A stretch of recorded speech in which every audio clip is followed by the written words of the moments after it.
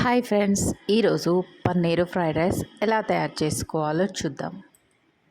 Paneer fried రైస్కి basmati rice తీసుకోవాలి. వాటిని మంచిగా కడుక్కొని నానబెట్టుకోవాలి. ఒక 15 నిమిషాలు 20 నిమిషాలు నానబెట్టుకోండి.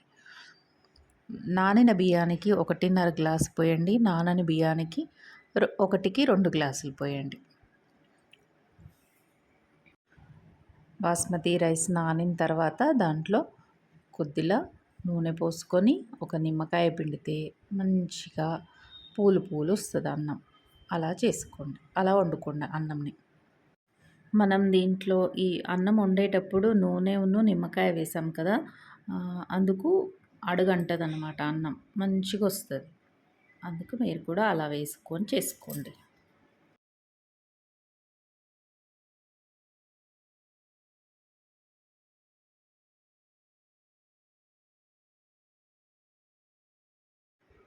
అన్నం వండేటప్పుడు ఒక మూత పెట్టుకొని పొంగకుండా చూసుకోండి. మంచిగా అన్నం ఉడికే వరకు చూసుకొని ఆఫ్ చేసుకోవాలి.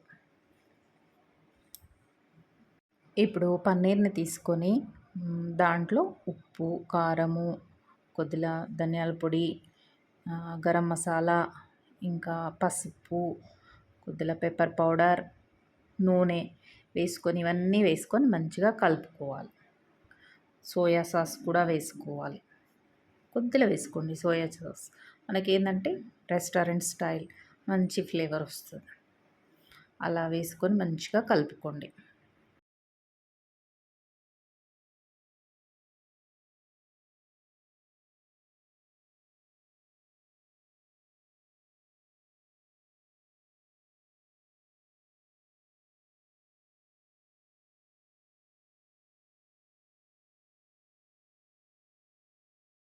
ఇవన్నీ కలుపుకొని మంచిగా ఒక పక్కకు పెట్టుకోండి. అంతలో అన్నం ఉడుకుతూ ఉంటుంది.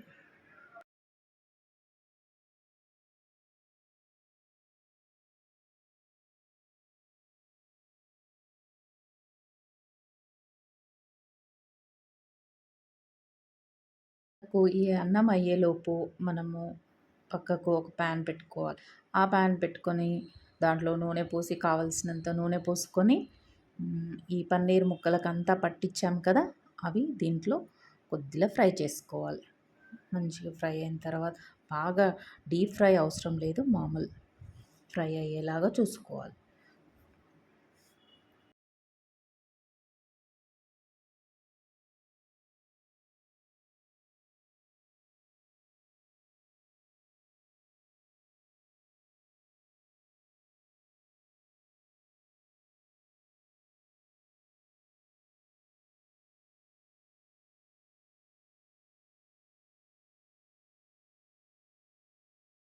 ఇప్పుడు పన్నీర్ అంతా మంచిగా ఫ్రై అయిపోయింది.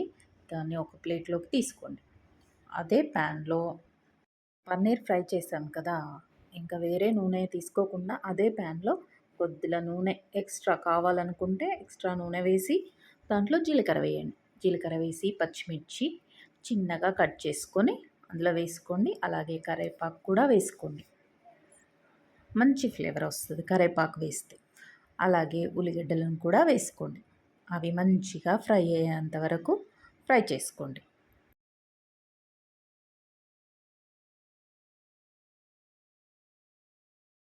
ఈ ఉల్లిగడ్డలు ఇవంతా ఫ్రై అయ్యేలోపు అన్నం అయిపోయింది. అన్నం మంచిగా పూలు వచ్చింది. ఇంకా దాన్ని స్టవ్ ఆఫ్ చేసేసి మూత పెట్టుకొని పక్కకు పెట్టండి. దీంట్లో మనము కొద్దిగా మళ్ళీ ఉప్పు, పసుపు, కారం వేసుకోవాలి. ఎందుకంటే కొద్దిగా స్పైసీగా ఉంటే మంచి టేస్ట్ వస్తుంది.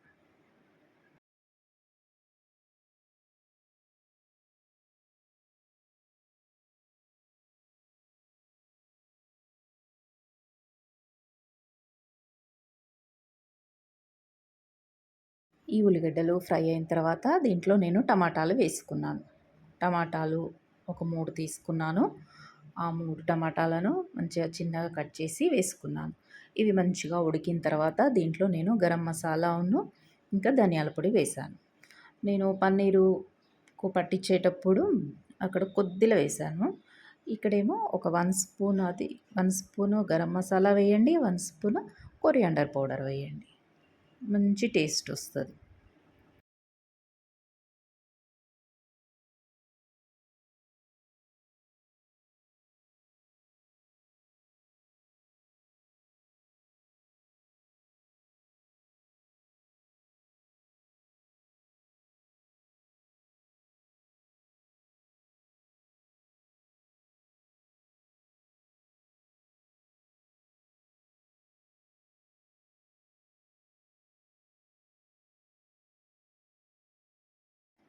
ఇప్పుడు ఈ టమాటాలకు మసాలా అంతా పట్టి మంచిగా ఉడికే వరకు చూసుకొని దాంట్లో మనం పన్నీర్‌ను ఫ్రై చేసి పెట్టుకున్నాం కదా! ఆ పన్నీర్‌ను దీంట్లో వేసుకొని కలుపుకోవాలి.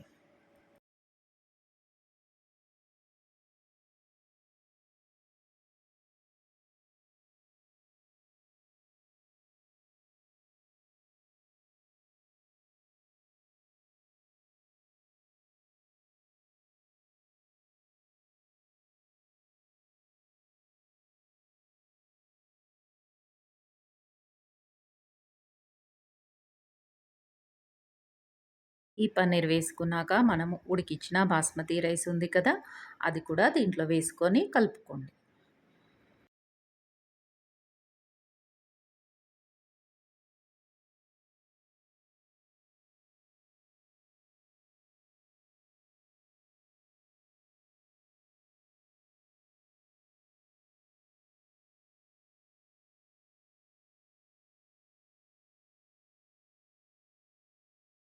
దీన్ని మంచిగా కలుపుకున్న తర్వాత దీంట్లో నిమ్మరసం పిండండి.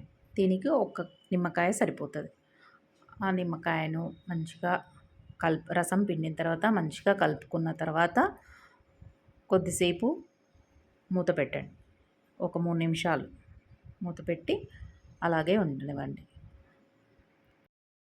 ఆ మసాలా అంతా మంచిగా బాస్మతి రైస్‌కి పట్టి మంచి స్మెల్ వస్తది. కాబట్టి ఒక 3 నిమిషాలు ఉండనివ్వండి. తర్వాత ఈ బాస్మతి రైస్‌ని ఒక బౌల్‌లోకి తీసుకొని సర్వ్ చేసుకోండి. ఇప్పుడు ఎంతో tasty paneer fried rice ready అయిపోయింది. మనకు కర్రీ లేనప్పుడు ఇలా చేసుకుంటే ఎంతో ఇష్టంగా పిల్లలు తింటారు. పెద్దలు కూడా తింటారు.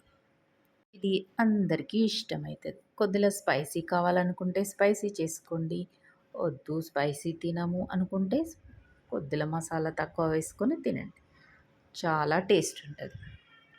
ఇది మనము ఎక్కడికన్నా బయటికి వెళ్ళామనుకోండి, అప్పుడు బయట ఫుడ్ తినొద్దు, మనకు పడదు అనుకున్నప్పుడు ఇలా చేసుకొని మనం మన వెంట తీసుకెళ్ళి తిన్నామనుకోండి, ఎంతో టేస్ట్ ఉంటది. హెల్త్‌కి కూడా చాలా మంచిది పన్నీర్. దీన్ని పిల్లలు కూడా చాలా ఇష్టంగా తింటారు. పన్నీర్‌లో మంచి ప్రోటీన్ ఉంటది కాబట్టి, మనకు హెల్త్‌కి మంచిది కాబట్టి దీన్ని అప్పుడప్పుడు తింటూ ఉండాలి. Thank you for watching. ఈ వీడియో మీకు చాలా బాగా నచ్చిందనుకుంటున్నాను. Please like, share and subscribe to Siri channel.